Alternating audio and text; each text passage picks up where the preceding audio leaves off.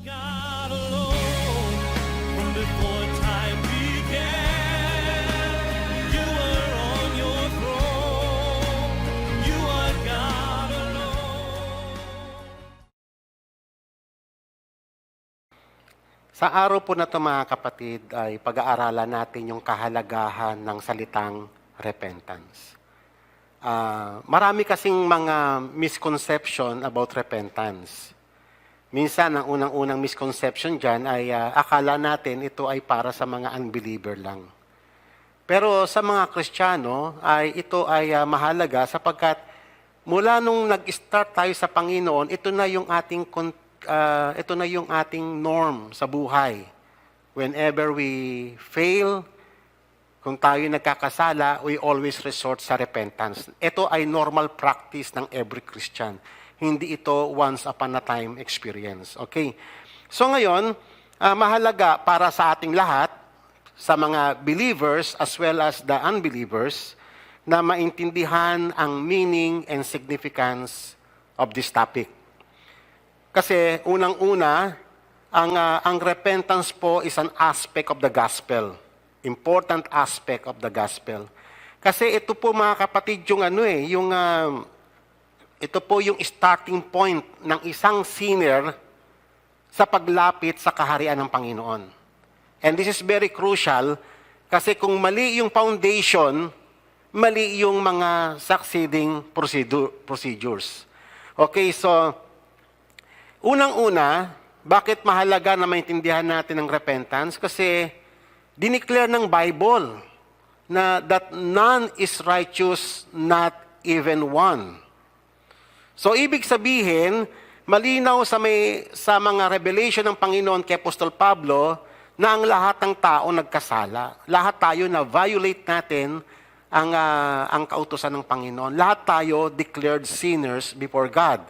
At walang matuwid kahit isa sa atin. At iyan po yung pangunahing reason kung bakit kailangan nating maintindihan yung meaning and significance of repentance. Pangalawa, ay yung judgment ng Panginoon patungkol dito ay totoo. Hindi nagbabanta si God na parang tayo yung magulang na parang tinatakot lang yung anak. Hindi. Mamaya makikita natin yung mga banta ng Panginoon na kapag ang tao ay hindi nagsisi, ay tiyak na kapahamakan ang darating sa kanya.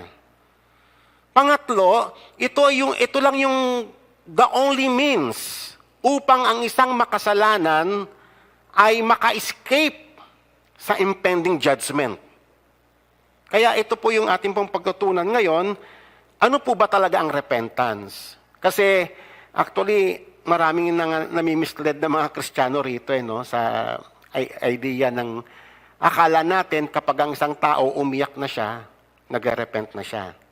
Di ba? Okay. Kaya minsan, commonly na makikita mo sa mga programa ng mga churches, para bang yung goal, paiyakin lang yung mga tao. At kapag umiyak na yung tao, nag-repent na yan.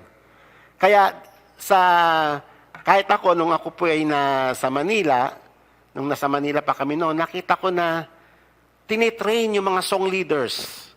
Napaiyakin yung mga tao. Papatagirgirin nila yung boses nila. Nandun yung manipulation kasama yung music, di ba? Minsan papatayin pa yung ilaw. Di ba? May mga orchestration para sa kanila makapag-produce yun ng repentance. Pero yun nga ba yung repentance na sinasabi ng Biblia? Di ba? Nakadalo kami ng napakarami mga seminars. Tawag pa nila dyan, revival night. Every night ng seminars, kunyari 3-day seminar yan, every night merong tinatawag na revival night. So doon, iyakan blues yan. Kasi nga, na-train ang church na yun ang goal. Umiyak.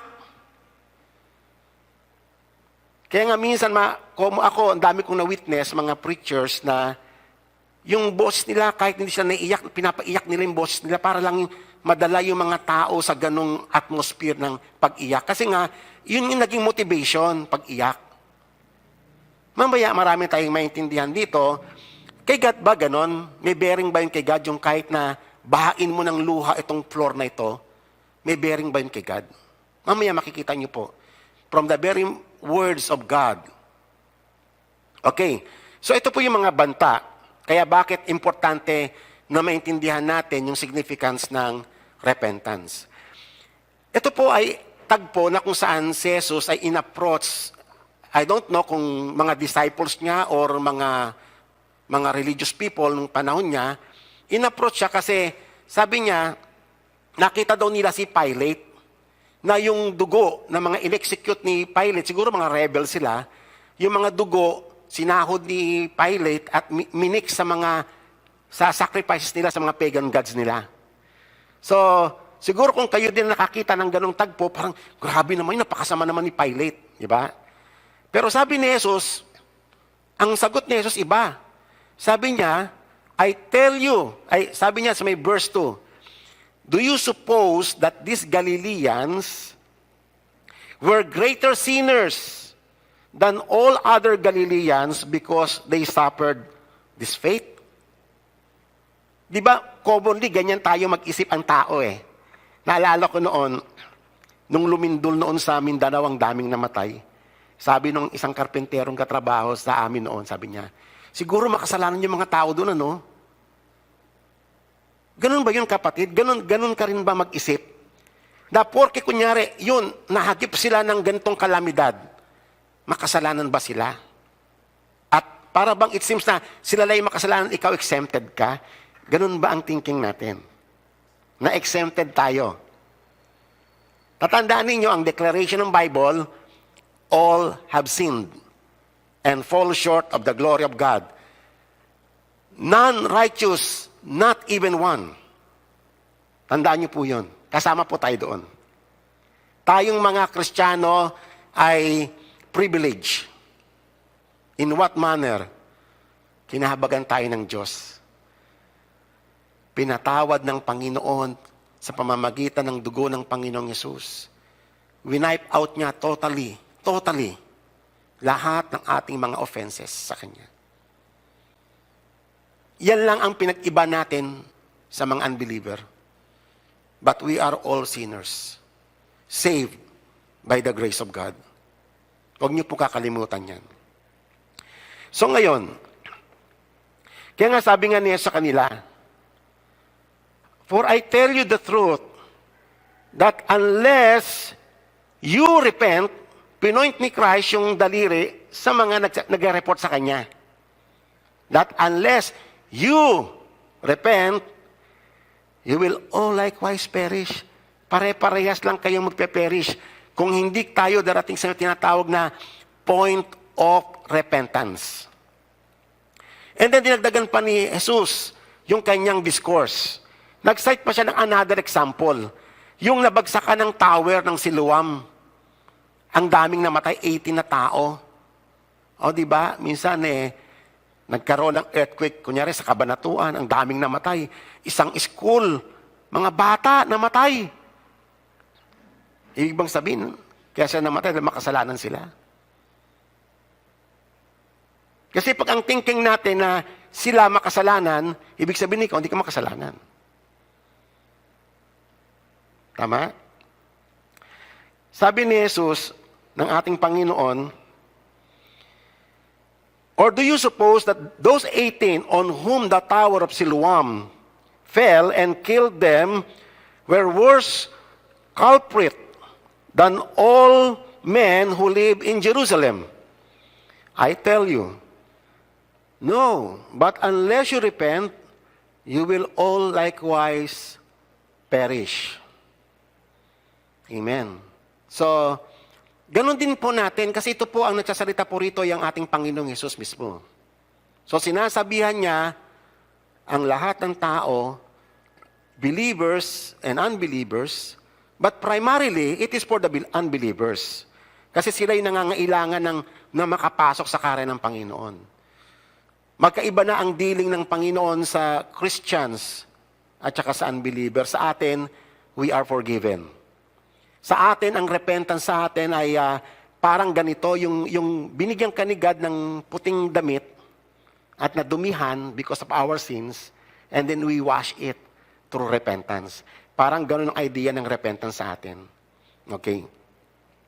So ngayon, iba pa sa mga nabanggit ng Biblia patungkol po sa kahalagahan ng repentance, the Lord is not slow about His promise. What promise? The promise of judgment against sinners. Ang Biblia ay punong-puno ng banta na merong judgment na darating para sa mga ungodly. Amen?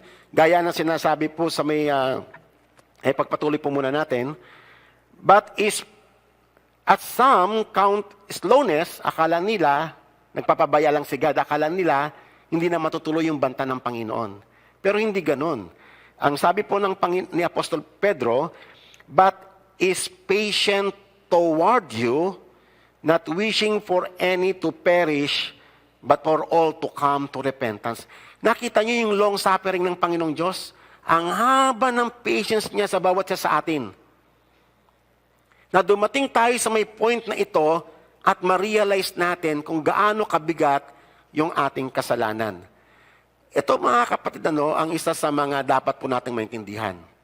Tayo kasi, dahil sa fallen state natin, meron tayong, in some degree, meron tayong tinatawag na self-righteousness. Na ang tingin mo minsan sa sarili mo, yung palagay mo sa sarili mo, na mas lesser sinner ka kaysa doon sa mga worse sinners sa paligid. And that is a wrong concept. Yung maling palagay natin sa sarili natin. Kaya nga maganda na makita natin mga kapatid na na wala tayong pinag-iba. Kasi ganun ni level up ng Panginoon Diyos eh. Lahat bagsak. Lahat walang nakaabot kahit isa man. So ganun natin ilagay yung sarili natin. Hindi yung tayo yung mag-elevate sa sarili natin o magdedeklara, hindi, mas mabait ako sa kanila, mas masama yung kapitbahay namin. Kasi lasenggo siya, sugarol siya, babaero siya. Di ba? Yun ang isang mga common mistake natin. Kasi mas maganda na makita mo na sinner ka. Kasi kapag sinner ka, you always resort doon sa like ka nag-humble sa Panginoon, Lord, have mercy on me. Have pity on me. Lord, deliver me from my sin and from myself. Amen? Actually, yan ang unang-una dapat ka maligtas dyan eh. Maligtas tayo sa ating mga sarili kasi ang dami nating folly. Even Christians. Okay? So, ayaw ng Panginoon. So, nagbigay si God ng isang programa na tinatawag na repentance para ang tao ay maka-escape sa judgment na yon. Sapagkat si God, ayon sa may Acts chapter 17, ay nakdakda na siya ng isang, nag-fix na siya ng isang day na faithfully and righteously, He will judge the whole world. Meron ng araw na nakafiksyon. Walang nakakaalam nun sa atin kahit sino man. Not even the angels. Kung kailan yung sinet ni God, yung finix na date ni God ng judgment. Amen? So ngayon, kaya nga, ito pa, sa Romans chapter 2, or do you think lightly of the riches of His kindness and tolerance and patience, not knowing that the kindness of God leads you to repentance. Nakita nyo yung pinagpawalang bahala, pinalagpas ng Diyos, yung marami nating mga kasalanan, mga offenses, dahil sa ating kamangmangan. Ngayon, may mga ibang mga tao na dinidare nila ang Diyos. Saka na ako magsisisi kapag malapit na ako mamatay. Kailan mo malalaman yun? Paano kung natulog ka, pagkagising, hindi ka nagising? I know a man na nagsalita siya ng ganun. Saka na daw siya magsisisi. Kaso hindi na siya nakapagsisi. Kasi binaril siya mismo in front of his house. One day. Paano yun? Di ba? So therefore, yung repentance na yon, si God ang nag-appoint nun para sa bawat sa atin. At kapag hindi mo yun na-grab yung pagkakataon na yon, na ang akala ng tao, ang lahat ng pagkakataon na akala niya sa kamay niya, ay malaking pagkakamali po yan. ang lahat ng opportunity ay galing sa Diyos. Wala sa atin. We do not determine the future. Ni hindi mo nga alam kung ano mangyayari mamaya, the next minute after this. We cannot determine anumang bagay sa buhay natin.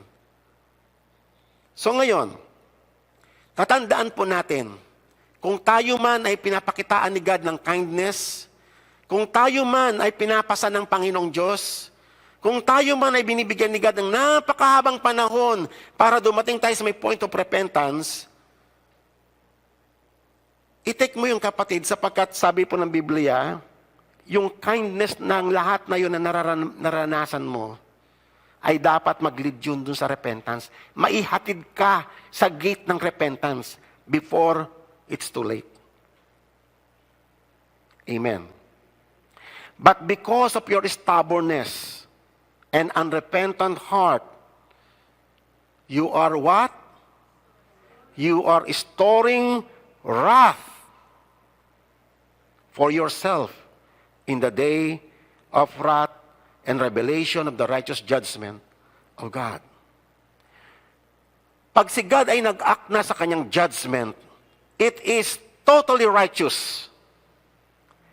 Hindi mo po pwedeng akusahan si God ng injustices, sapagkat ang kanyang mercy na inextend sa lahat ng tao ay napakahaba.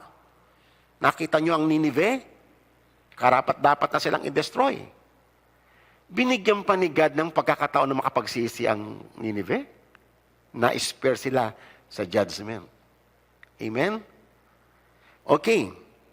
So ngayon mga kapatid, kaya nga, sa madaling salita, ang taong ayaw i-embrace yung repentance na ibinibigay ng Diyos sa kanya, yung pagkakataon na makapagsisi, will suffer the full consequences of his action. Kaya nga, napakahalaga mga kapatid na maintindihan natin yung nature ng repentance. Sapagkat hindi lahat ng repentance ay repentance. At yun ngayon tanong kapatid how can you determine to yourself na yung repentance mo, which is very crucial sa iyong salvation, how can you determine na iyan ay genuine? How can you say na na-meet mo yung requirement ng Panginoon? Of course, si God ang nag-set ng lahat ng requirements na yan. It is not man who demands repentance. Tandaan niyo po yan. It is God Himself. Minsan ang tao nagde-demand ng repentance He is sitting at the seat of God. And that is wrong. Ang repentance ay demand ni God para ang isang makasalanan ay makapasok sa kanyang kaharian. Amen? So, how can we determine? Kasi hindi lahat, uulitin ko po, hindi lahat ng inaakala nating repentance ay repentance nga. Kung merong genuine na repentance, ay meron ding huwad na repentance. Merong tinatawag na godly repentance at may tinatawag na ungodly repentance. Alam niyo ba yon? Bigyan ko po kayo ng example. Kilala niyo po ba si Judas? Si Judas ay isang napakaganda, isang konkretong halimbawa ng false repentance. Bakit? Bakit mo nasabi na false ang repentance? Pag-aralan natin yung nature ng repentance ni Judas. Okay? Kita niyo ano po ang testimony ng Bible?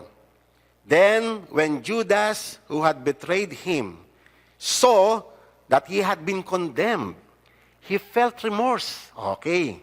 So, nandun present yung remorse Naiyak siya. Nagdalamhati siya. Does it constitute a genuine repentance?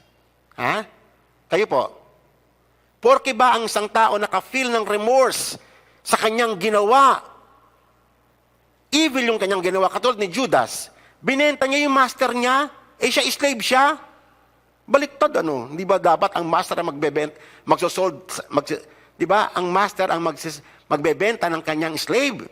Baliktad yung slave ang nagbenta ng kanyang master. In 30 pieces of silver. Then na-realize ni Judas, and he felt remorse. And he returned the 30 pieces of silver to the chief priests and elders, saying, what? Nag-confess siya. Does it constitute a valid repentance? Nandoon ang remorse. Nandoon yung pag-amin, yung confession ng kanyang pagkakamali. Pero ang tanong is, yan ba yung godly repentance? Okay, mahalaga ito, no? Very crucial sapagkat ang repentance ay mayroong goal. At iyon yung dapat maintindihan natin. Okay? But they said, what is that to us? Sabi ng mga Pharisees. See that to yourself. Then he threw the pieces of silver into the temple sanctuary and departed. And he went away and hung himself. Nagbigti na siya. So, pag-aralan ninyo, ano ang nature ng false repentance. Tatandaan natin, at ito ang common na mistake ng maraming mga Kristiyano about repentance. Akala nila ang repentance is emotional factor. Amen? Kaya nga pag iyakan blues, gustong-gusto sa church yan Ginagawa nating emotional. Akala natin iyon ang totoong repentance. Tatandaan natin, si Judas, ginawa niya and pumunta siya straight to hell. Okay? So ngayon mga kapatid, Malakay chapter 2 verse 13, this is the thing you do. Sabi sa Malakay chapter 2 verse 13, you cover the altar of the Lord with tears. Nakagalit ang Panginoon sa bansang Israel kasi kung sa iyakan rin lang, napakaiyakin nila. Actually, binabaha nila ng luha yung altar ng Panginoon na akala nila may bearing iyon kay God. Pero sabi ng Panginoong Diyos, useless yung lahat ng inyong ginagawa kasi hindi naman kayo talaga tumatalikod sa inyong kasalanan at hindi kayo lumalapit talaga sa akin. Iyakan lang ang gusto ng mga tao. Kaya nga yan ang isang tatandaan ninyo. Hindi na-impress si God sa emotional approach. Bagamat mayroong factor, yung sorrow, pero hindi siya yung kabuuan ng repentance. Importante yung confession, but it does not constitute the totality of repentance. Tatandaan niyo po yan. Yung dalawang iyon ay present yun kay Judas. And then he hung himself. Namatay siya na guilt-driven. Namatay siya na nagwawalo sa kanyang kasalanan. That it seems it is the end of the world. Siya na mismo ang nagwakas sa kanyang sarili. Yung pag-asa na mayroon pa sana para sa kanya. He ended his life in his false repentance. Kaya nga, may mga tao na, kunyari nakagawa siya ng isang masama. Ang ginawa niya, nagpakalasing-lasing siya, inom na siya ng inom mula nung time na yon. Inaamin niya mali yung ginawa niya. Pero anong ginagawa niya? Another error. Sinisira niya ng unti-unti yung kanyang sarili. Inom ng inom doon, yung iba nagda-drugs, yung iba hinihiwa-hiwa pa yung kamay, yung iba nagpapakasama sila, dahil nga sa guilt nila. Kaya mag-ingat kayo sa idea ng false repentance. Kapag ang repentance, ang focus ng repentance ay puro umiikot ka sa iyong sarili, then that is false repentance. Ganyan yung repentance ng maraming mga tao. paikot-ikot lang, nagwawallow sa kanyang past sins. Walang progress. Hindi man lang nakalapit sa gate ng kingdom ng Panginoon. Inangkin niya yung lahat ng kanyang remorse, ng kanyang guilt. Kinondem niya ng kinondem ang kanyang sarili. Amen. At minsan, tayo mga Kristiyano, ganun ang idea natin sa repentance. Kunyari, may tao nagkasala, gusto mag-repent yan. Dapat mag-repent yan. Ano yung point mo doon? Gusto mong makita yung tao na pagsisihan niya, mag-suffer siya, magkaroon ng self-torment siya, mapuno siya ng guilt. Pagsisihan niya, yun ang idea natin ng repentance eh. Pero yun ba yung repentance na gusto ng Panginoon? Amen. We torture men. Sa definition natin ng repentance natin, parang si Judas, self-torment.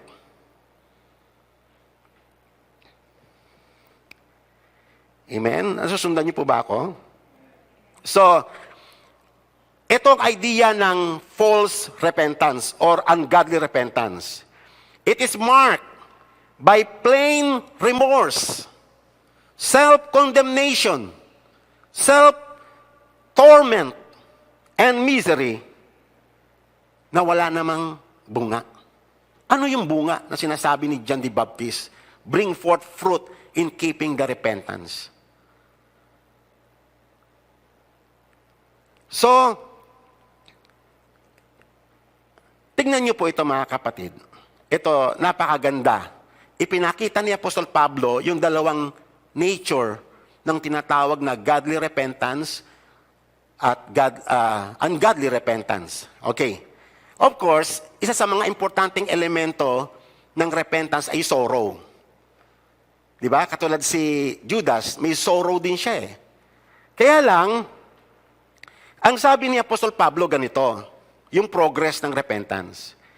I now rejoice not that you were made sorrowful. Sabi niyang ganon, maganda yung may sorrow, pero hindi lang dapat hanggang doon lang. Amen? Hindi lang hanggang remorse. Hindi lang puro iyakan. Yes, of course, it involves emotion. May iyak ka, lalo na pag nakita mo guilty ka. When you see your sin against God, nakakaiyak talaga yun eh. Kahit ako naman, nangyayari naman sa akin yun eh. Pero hindi lang siya nag-i-end doon. But that you were made sorrowful, what? To the point of repentance. Mayroong direction, may progress.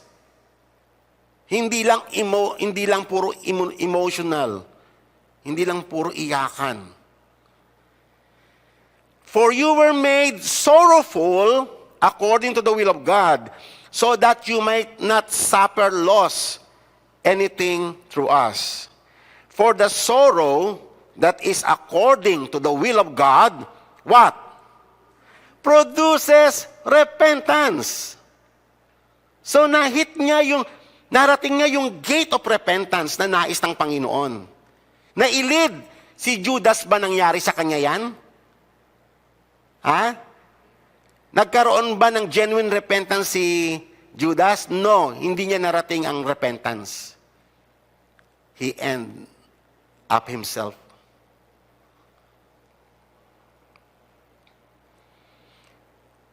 Produces repentance without what? Hindi limited sa regret, hindi limited sa remorse, hindi limited sa sorrow ang repentance. But they are important elements of repentance.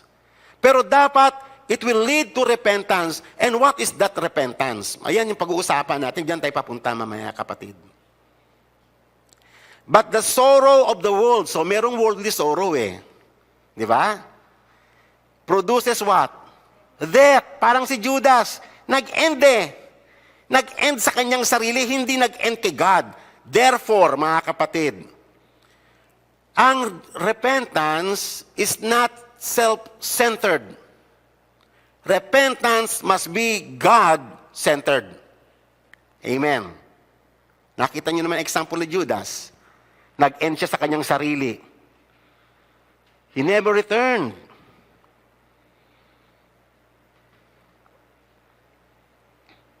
Kaya nga, it is a big mistake to equate repentance to a plain remorse over our sinful life.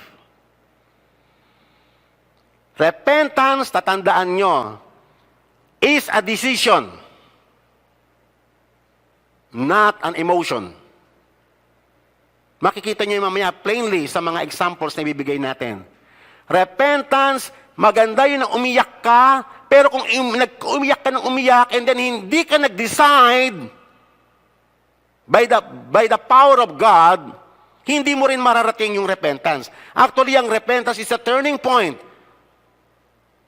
Deciding factor ng isang tao sa pagpasok sa pagpasok sa kaharian ng Panginoon.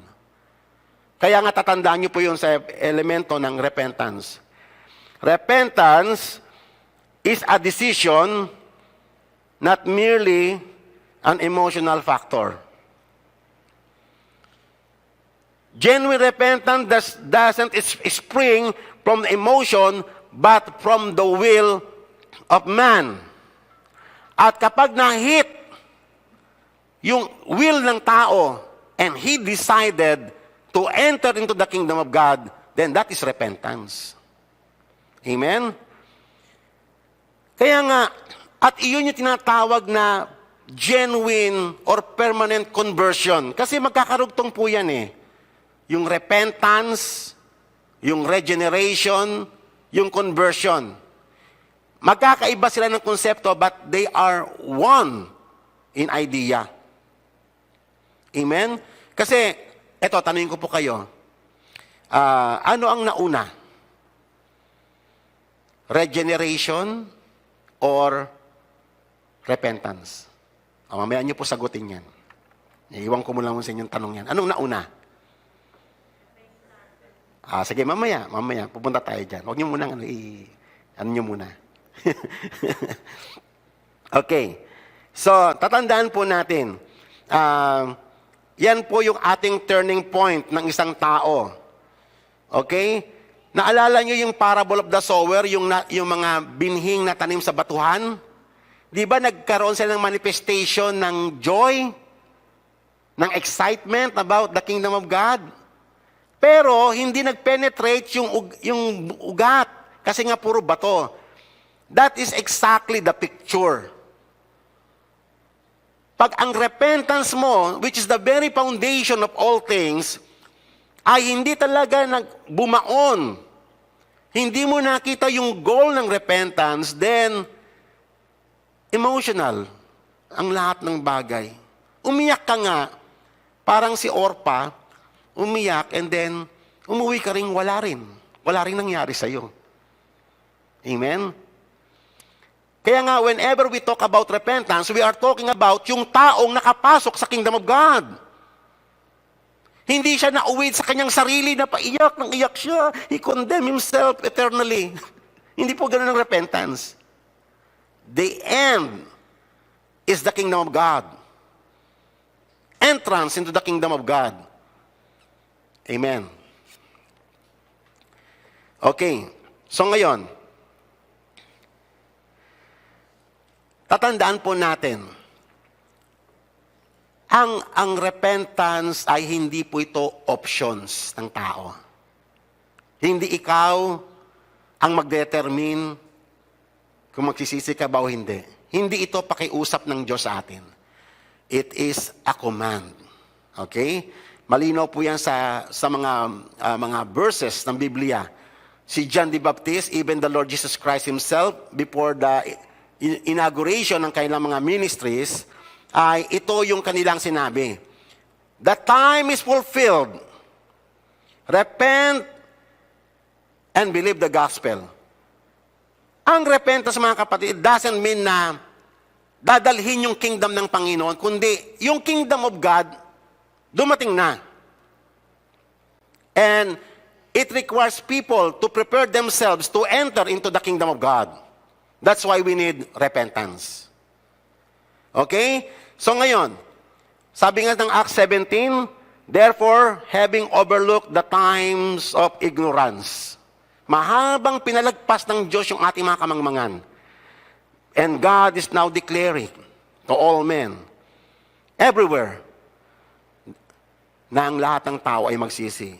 Sapagkat bago dumating yung judgment na yun, nakakatakot yung day of judgment.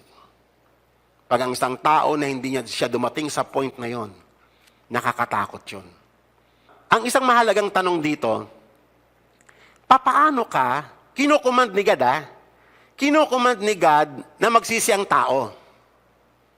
Kailan ang tanong dito kapatid, ganito paano makapag-respond ang tao kung patay siya? Sige nga. Di ba sabi ng Bible, ang declaration ng Bible, lahat tayo patay. Sige, pumunta ka ng sementeryo. Mag-preach ka doon sa sementeryo. Kausapin mo yung mga patay doon sa sementeryo. What will happen? Wala. Walang mag-respond tayo sa inyo. Naalala niyo ba yung value of dry bones sa Ezekiel? Ganyan-ganyan tayo. Lambak ng mga kalansay. Dry bones. Hindi po siya basta kalansay lang. Dry. Very dry. Ang pagkakadescribe sa may Ezekiel, tuyong-tuyo na mga kalansay. Ganyan tayo. Ganyan tayo nung tinawag tayo ng Panginoon. Ang kalansay, paano makaka-respond dyan sa calling ng Diyos? Kunyari, sabi ng Panginoon, be holy for I am holy.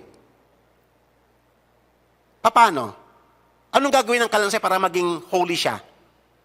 Ha? Sa tingin nyo? Wala. Patay nga siya Hindi siya makaka-respond. Wala siyang magagawa. He is totally helpless. Man is totally desperate na makapasok sa kingdom of God kung hindi si God ang gagawa ng inisyatiba. Ayun. So, ibig sabihin, when God commanded us to repent, what? He gives us the grace to repent. Sa Kanya rin galing inisyatiba. Ang tao, alam nyo ba nung dati tayo, sin tayo, anong ginagawa mo dati nung bago ka tinawag ng Panginoon?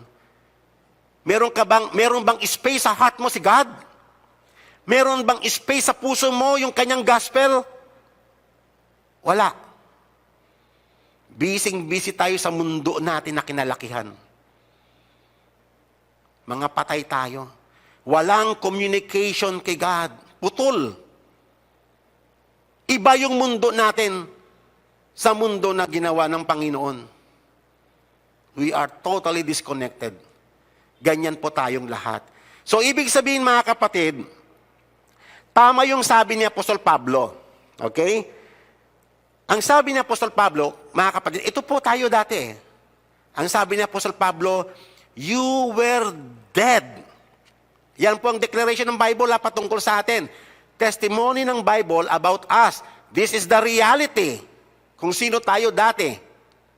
Ang akala mo noon, buhay na buhay ka, pero ang sabi ng Bible, you were dead in your trespasses and sins. Dati, nung wala pa tayo sa Panginoon, you were formerly walked according to the course of this world, according to the prince of the power of the air, the spirit that is now working the sons of disobedience. Iyan tayo dati. Pinaghaharian tayo ni Satan. Mahirap lang tanggapin. Amen? Okay. Among them, we all too formerly live in the lust of the flesh, indulging the desires of the flesh and of the mind, and were by nature what? Oh, yan tayo. We were all children of wrath nung panahon na disconnected pa tayo sa Diyos. Nung mga panahon na wala pa kayo dyan, hindi pa kayo nakaupo dyan, nasaan kayo, nandun kayo, busy kayo sa anumang mga pinagkakabalaan nyo sa araw-araw. Disconnected sa Panginoon. Pero tignan nyo yung testimony ng Panginoon. Paano nag-start? Paano ka nakapag-respond kay God? Paano ka nakapanumbalik? Paano ka nakarating dito? Ang sabi po ng Biblia, but God, being rich in mercy, because of His great love, which He loved us, even when we were dead in our transgression, made us what? O yun, binuhay ka muna ng Panginoon, kaya ka nakarespond. Amen. Nung dinemand ni God na repent, hindi ka makapag-repent kasi patay ka nga. Unless na si God, kinahabagan ka, na-quicken ng spirit mo, and then nakareply ka. Kaya doon sa may tanong, anong nauna? Yung repentance ba o regeneration? Regeneration kasi patay ka nga eh. Hindi ka makakapag-respond unless na-quicken ka ng Holy Spirit. Kaya nga ngayon, when God demand us, be holy, for I am holy, it is a command for those who are alive. Mga binuhay niya na yun. And He gave them the ability to walk in holiness. Ang lahat galing kay God, wala sa atin. We are totally zero. Lahat ng ating kinikilusan ngayon is God's mercy. Sabi nga ng Romans chapter 5 verse 8, but God demonstrates His own love toward us, that while we were yet sinners, Christ died for us. Habang tayo ay nagwawalo pa doon sa ating mga kasalanan, mahinang-mahina pa, walang ability na makalapit sa Panginoon, Christ died for us. And in verse 9, much more than having now been justified by the blood, we shall now be saved from the wrath of God through Him. Amen. Kaya nga, tignan nyo po, yung ating pong pinag-uusapan na kitang-kita natin dito sa Ezekiel, ito po sa Old Testament. It is a declaration nung gagawin ng Panginoon. Sabi niya rito, therefore, sabi niya sa bayang Israel, backslidden ng Israel ang bayan ng Panginoon. Backslidden. Ito ang sabi ng Panginoon sa kanila. Therefore, say to the house of Israel, thus says the Lord God, it is not for your sake, O house of Israel, that I am about to act, but for my holy name. Okay. That is very important statement. Tatandaan mo, hindi ka niligtas ni God dahil sa ikaw ay mabait ka. Hindi ka ginawa ni God ng favor dahil ikaw ay magaling na tao. Ang sabi ng Bible, hindi ko yun ginagawa.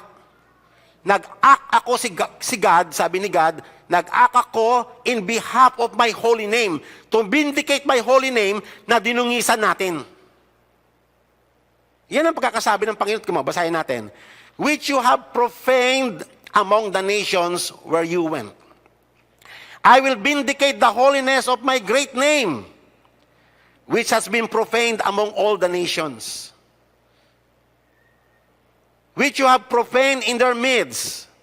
Then the nations will know that I am the Lord, declares the Lord God, when I prove myself holy among you in their sight, for I will take you from the nations, gather you from all the lands, and bring you into your own land.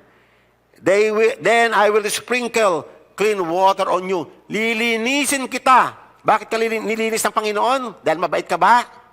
Dahil matuwid ka? No. Dahil si God, binindicate niya yung kanyang banal na pangalan na dinumihan natin. Amen? Then sabi niya, I will sprinkle clean water on you and you will be clean. I will cleanse you. For my name's sake, sabi ni God. Hindi for our own sake. Tandaan po natin yan. From all your filthiness and from all your idols. Moreover, verse 26, I will give you a new heart. Akala ba natin pure na yung heart natin? Hindi. Ang puso natin ay pusong bato na kinakailangang palitan dahil sa laki ng habag ng Diyos sa atin. Pinalitan niya yung puso natin na stubborn. Kaya sabi niya, I will give you a new heart and put a new spirit within you. I will remove the heart of stone from your flesh and give you the heart of flesh. I will put my spirit within you and cause you to walk in my statutes. And you will be careful to observe all my ordinances. O ngayon, bakit kayo nandyan ngayon? Bakit kayo nakaka-obey ngayon? Bakit kayo nakapagbibigay ngayon? Bakit kayo nakapag-serve kay God ngayon? Bakit nyo ngayon nagagawa ang lahat ng bagay? Dahil ba sa kayo ay kayo lang? Or dahil si God? Lahat ng meron tayo ngayon dahil kinahabagan tayo ni God. God enable us through the power of the Holy Spirit. He regenerate us to do His will according to Ezekiel chapter 33. Yan yung vindication ni God. Yung nangyari sa atin na favor ay vindication ni God sa kanyang banal na pangalan. Amen. Malinaw po ba yun? So therefore, what is repentance? Repentance is a gift of God. Amen? Malinaw po ba yun? Gift ng Diyos ito sa atin. It doesn't come from within us. It does not originate in us. Kaya nga sabi ng Acts chapter 11 verse 18, and God granted to the Gentiles also the repentance that leads to life. So nakita nyo, no? Yung repentance, merong direction. It leads to life, hindi sa death. Si Judas, namatay siya. Amen?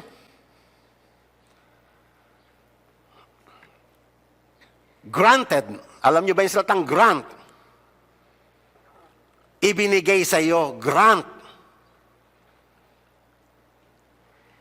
With the gentleness, sabi sa 2 Timothy 2, 25-26, with gentleness correcting those who are in opposition, if perhaps God may grant them repentance, leading to the knowledge of the truth, that they may come to their senses. Nakita nyo yung tao kasi wala siya sa senses niya eh. Tama po ba? Alam nyo ba nung tayo wala pa sa Panginoon, wala tayo sa senses natin. Para tayong mga hibang. Alam mo yung lasing? Yung lasing wala sa katinuan, di ba? Pag kayo nakakita ng lasing eh, kumakanta-kanta na siya kahit na ang pangit-pangit ng itsura niya, kahit ang pangit na ng boses niya, kanta-kanta. Feeling niya, ang galing-galing niya kumanta. Wala sa senses. Di ba? Ganun tayo dati. Kaya ang sabi rito, kinakailangan ng tao ay pagkalooban siya ng Diyos ng repentance, the gift of repentance, para makabalik siya sa kanyang senses. Nagkakaintindihan po ba tayo? Yun yung nangyari sa atin eh.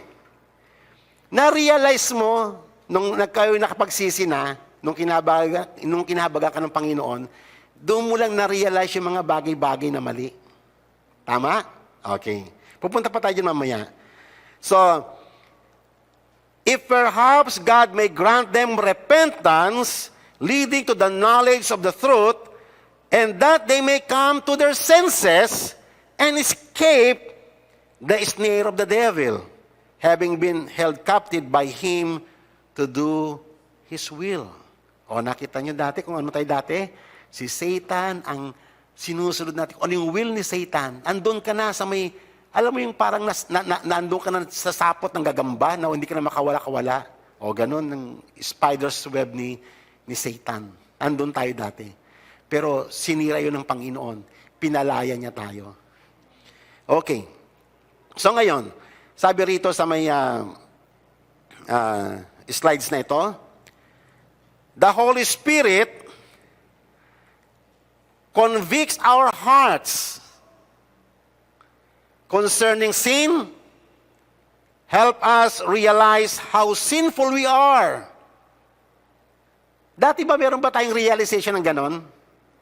Kung gaano kalalim yung ating kasalanan? Ha? Wala. Tingin nga natin, self-righteous tayo eh. Di ba? Pero nung ikaw ay nakakilala sa Panginoon, nung nag-start nang magtrabaho yung Holy Spirit sa puso mo, doon mo lang na-realize na sinner ka. Tama po ba? Tignan nyo yung tao sa mundo. Tignan nyo yung ingay ng mga politicians. Puro mga self-righteous. Walang isa man sa kanila nakakita ng totoong nature ng kanilang mga kasalanan before God. Ang standard nila yung kanilang mga sarili.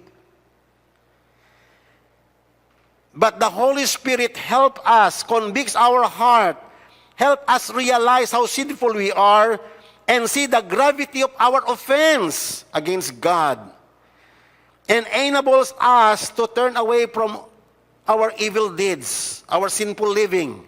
Hindi ba? Sa akin, sa case ko dati, parang kung titignan ko yon sa perspektiba lamang ng tao, ang hirap makakawala sa mundong kinalakihan ko, sa makasalanang buhay na kinagisnan ko, mahirap makawala doon. But God, by the power of the Holy Spirit, help us, enable us, and empower us. Kaya nga kayo ngayon nakakaganyan ngayon eh. Kaya walang imposible kay God. Kahit ikaw, meron kang talagang nakasanayang kasalanan, it is the Holy Spirit who will help you na makawala ka doon sa ganung eksena. At yun ay nag-start sa gift of repentance. And empowers us to walk in obedience to the will of God. Kaya nga tayo nakakapag-obey ngayon. Lahat ng ito ay hindi galing sa atin. Lahat ng ito ay trabaho ng Holy Spirit within us. Amen. Congratulations. Amen. Masaya ba kayo? Oh, di ba?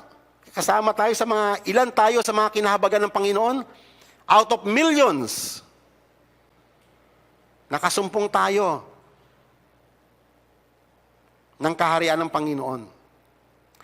Ang ibig sabihin kasi ng repentance ganito, galing siya sa dalawang salita na Greek word, metanoia.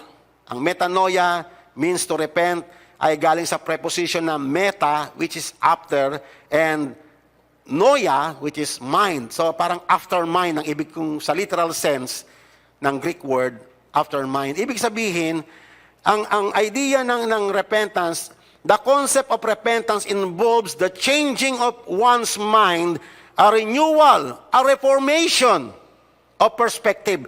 Nagbago yung pananaw mo sa buhay. Amen. Ako dati ganun eh.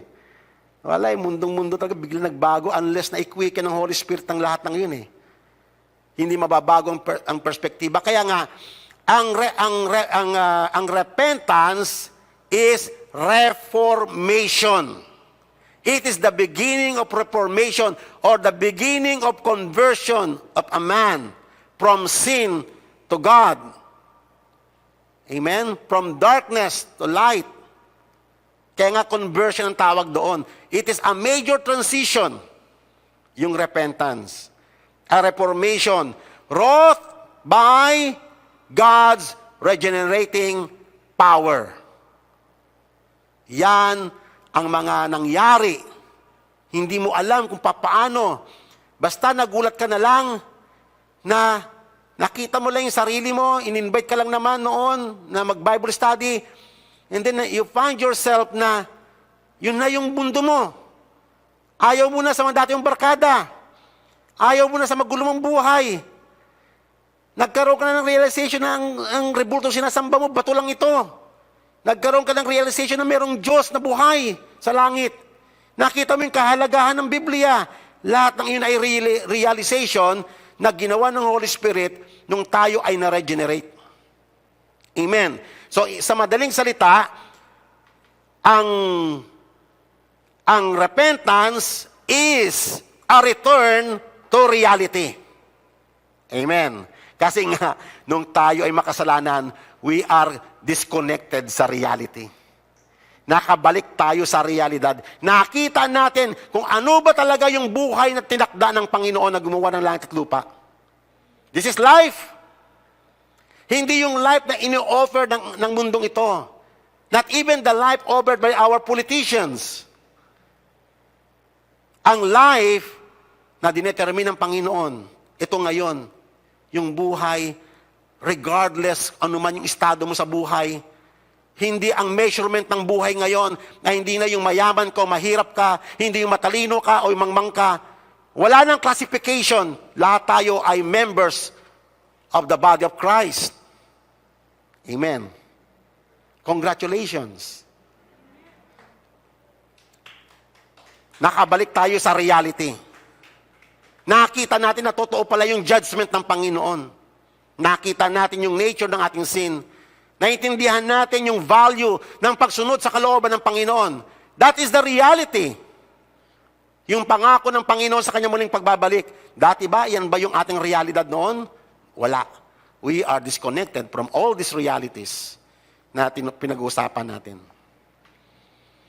Ibig sabihin, nakabalik ka sa tama mong understanding. Para kang nahimasmasan. Alam mo yung parang nabaliw, parang Nebukadnezar na wala sa isip niya. Hindi, nakabalik siya. Ganun tayo. Ganun yung nangyari sa atin. Nakabalik tayo sa right understanding. Nakabalik tayo, nahimasmasan tayo. Nakita natin yung totoong issue ng buhay. That is repentance. That is the effect of repentance. Hindi lamang yung nagwawalo kasi yung kasalanan na forever you condemn yourself. That is not repentance. Meron siyang goal. It must lead you to life. It must lead you to God. Amen. Nakita nyo kung yung matindi rin yung false repentance eh.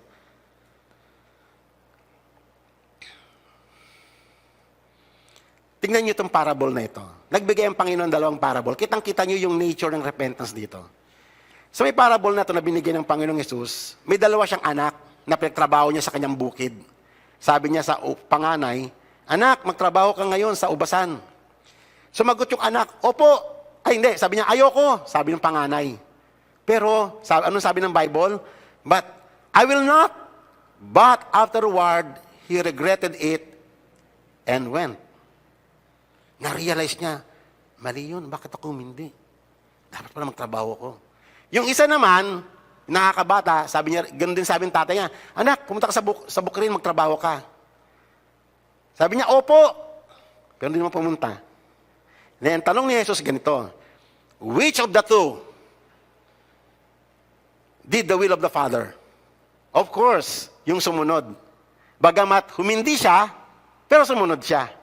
Na-realize niya. Okay? So, and then dinugtong ng Panginoong Yesus yung argument na ganito. Verse 32. Verse 31. Truly I say to you that the tax collectors and the prostitutes will get into the kingdom of God before you. For John came to you in the way of the righteousness, and you did not believe him. But the tax collectors and the prostitutes believed him. And you, seeing this, did not even feel remorse afterward so as to believe him. Amen? So, ganun po ang idea ng repentance. Yung na-realize mo, importanteng factor ito. Actually, ito, the same, yung karanasan doon sa may parable of the prodigal son. Tignan ninyo, di ba, alam niyo naman yung kwento ng prodigal son, hindi po ba? Kinuha niya yung maaga yung kanyang mana, and then he went away, nilustay niya yon sa loose living, and then afterwards, naging mahirap siya, sobrang kahirapan na to the extent na ang kinakain niya na pagkain ng baboy na inalagaan niya. And then, nung siya ay nasa ganong tagpo na, paano yung repentance? Paano siya nanumbalik? Ano yung nag-transcribe? Ganito po, ang sabi po ng Biblia, but when he came, what? O yun, nakabalik siya sa kanyang tamang pangunawa na dati hibang na hibang siya. Ganun ang nangyayari sa mga taong nagrepent. Ganon ang naranasan ng mga taong nakaranas ng genuine repentance. Nakabalik siya sa kanyang senses. Amen po ba? Nangyari po ba yan sa inyo? Parang kinabahan ako doon, ha? Bigla akong kinabahan, wala sumasagot. Kasi, ibig sabihin, hindi po ba ganon yung nangyari sa atin? O yun, lumakas. Nakabalik tayo sa senses natin, na-realize natin, nga no, bakit ganitong buhay ko? And then, he said, how many of my father's hired men have more than enough bread, but I am dying here with hunger? Na-realize niyo yung katotohanan yun. Nakita niya na dati hindi niya nakikita yun. Tama? Di ba tayo na sa kasalanan tayo, nakikita ba natin yung katotohanan tungkol sa Panginoon? Wala. But when God quicken our spirit and we repent, na-realize natin. And then ito, nakita niyo yung mga elemento ng repentance. Sabi niya, nag-decide siya. O, kita nyo, hindi lang yung nagwalo siya sa kanyang ano, no, oh, kawawa naman ako, naging miserable na ako, Hindi. Nag-decide siya eh. Kaya nga, ang repentance, it is a matter of decision, a matter of will. Hindi lang purely emotional. Bagamat may element siya ng sorrow. Maaring maiyak ka, maaring naiyak din siya. But it's only a small portion. Amen. Tignan mo yung kanyang I will get up. It is a decision.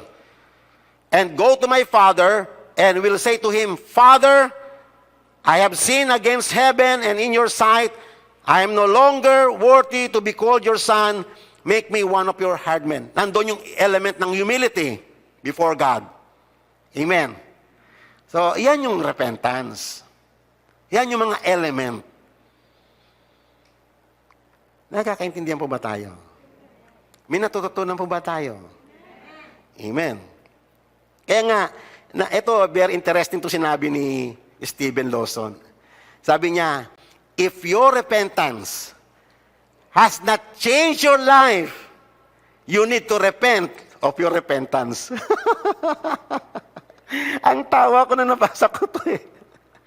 Kasi ibig sabihin, mali yung foundation ng repentance na kiniklaim mo. Kasi bukang bibig lahat yan ng mga Kristiyano, bukang bibig yan ng mga preachers. Pero there is, mga kapatid, nakita po natin, mayroong false kind of worldly, ungodly kind of repentance. Kaya nga, actually yun sinasabi ni Steven Lawson. Kung ang repentance na sinasabi mo ay wala namang talagang effect sa'yo, hindi ka nagkaroon ng progress sa kingdom ng Panginoon, then you need to repent sa inaakala mong repentance. Amen. Okay. So, tatandaan natin, what is the focus? What is the focus? What is the goal of repentance? Hindi lang yung puro remorse. Tama? Hindi lang yung puro emotion. You have to decide. You have to go forward. Lahat ng iyon ay trabaho ng Holy Spirit. Kaya nga nung sinabi rito sa Matthew chapter 3, repent, for the kingdom of heaven is at hand. For this is one referred by Isaiah the prophet when he said, the voice of one crying in the wilderness, what? Make ready! O, nakita mo, no? Ang ibig sabihin, ito na yung kingdom of God, dumarating na. Ngayon, tinatawagan ng lahat ng tao na maghanda na. Hindi yung pakalunod ka doon sa iyong mga sentiment mo, sa mga mo. Hindi ganun eh. Prepare yourself, kasi nandyan na yung kingdom ng Panginoon, pumasok ka na. By the grace of God. Amen. Tatandaan po natin, true repentance, call man for action. Readiness and preparation in receiving God's kingdom. Hindi ba ganyan nangyari sa atin lahat? We receive the kingdom of God. Nagsisi tayo. The goal of repentance is not guilt-tripping, but the entrance into the kingdom of God. Yung mag-decide ka, tumayo ka, na iwanan mo na yung dati mong magulong buhay, and then proceed to a new way of living provided by God. Tatandaan natin, ang repentance is not self-centered. It is not self-serving, katulad nung kay Judas. Nandoon yung element ng confession, nandoon yung remorse, yung sorrow, pero hanggang sarili niya lang. Na-confine siya, nakulong siya sa kanyang sarili. Hindi niya nakita yung goal ng repentance, which is God and His kingdom. Yung makabalik ka, makapag-progress ka. Kasi kay God, pinatawad na yung kasalanan natin eh. Hindi na binilang ni God yung dami ng ating mga kasalanan. Amen po ba?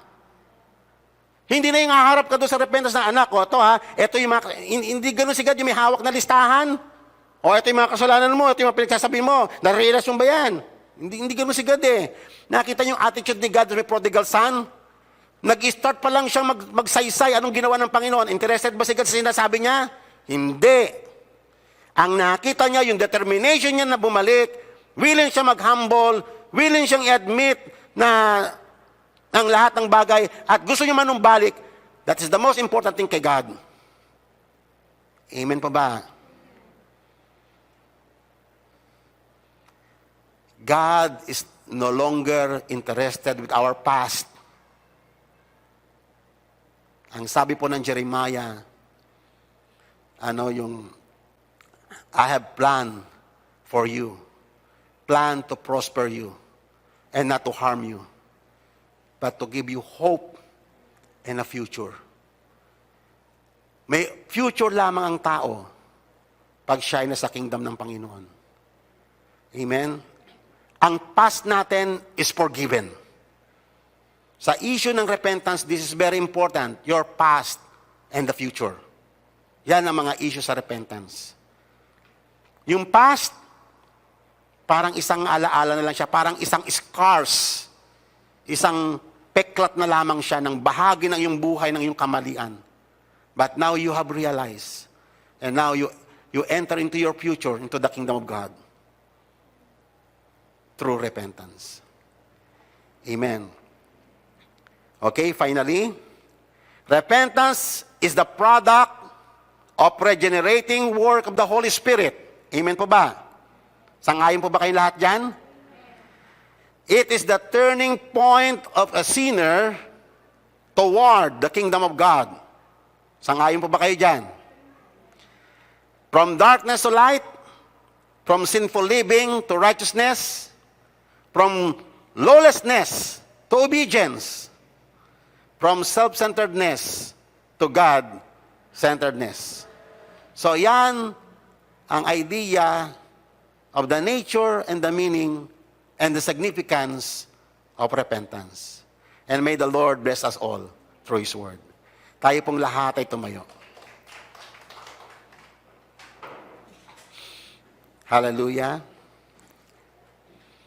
We worship you, Father God, for teaching us once again concerning your way, your will, for renewing our minds, O God, sa mga mali na aming pangunawa, sa maling konsepto namin tungkol po sa repentance, Panginoon. Ang akala namin noon, Lord, ito ay purely emotional lang. Ang akala nga namin, Panginoon, sometimes pag may mga tao nagkakasala, sometimes we sit on your seat and we demanded repentance sa mga taong iyon. But Lord, now we realize that we all need repentance. Lord, thank you for your favor, your mercy, and your compassion that you have granted us the power to repent by quickening our spirit and regenerating our soul, our heart, our mind, and help us in our weaknesses to walk into your kingdoms in obedience to all your laws and commands. Lord, now, thank you, O Lord God, sa lahat ng mga kaloob ng iyong mabuting balita para sa amin. And nawa, Panginoon, ang mga katotohanan ito ay maituro namin sa aming mga henerasyon.